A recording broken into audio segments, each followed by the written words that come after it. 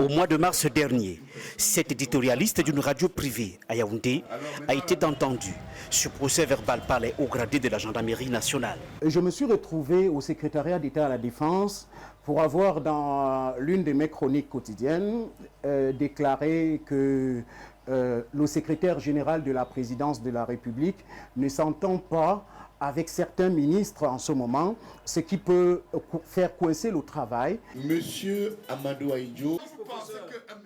Suite à cette affaire, le promoteur de RIS Radio a été suspendu d'exercice pour une durée de 2 mois par le Conseil national de la communication. Une sanction que le journaliste refuse de respecter. On m'a maltraité pendant 2 semaines, convocation sur convocation, qui vous a donné l'information parce qu'au-delà de tout, mon information était bonne. Et je vais continuer toujours à faire la même chose parce que de tels actes visent à nous affaiblir.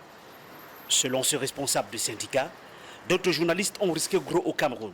Une dizaine est encore en détention. Côté de la prison centrale de Konengi à Yaoundé, c'est écrit noir sur blanc interdit d'accès aux journalistes. Est-ce que vous pouvez l'imaginer?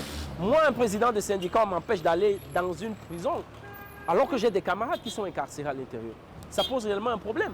On ne peut même pas savoir dans quel texte il se trouve. À cela s'ajoute un épineux problème, malgré l'aide que le gouvernement octroie annuellement à la presse privée et l'existence d'une convention collective des journalistes signée en 2008. Il y a la question du salaire.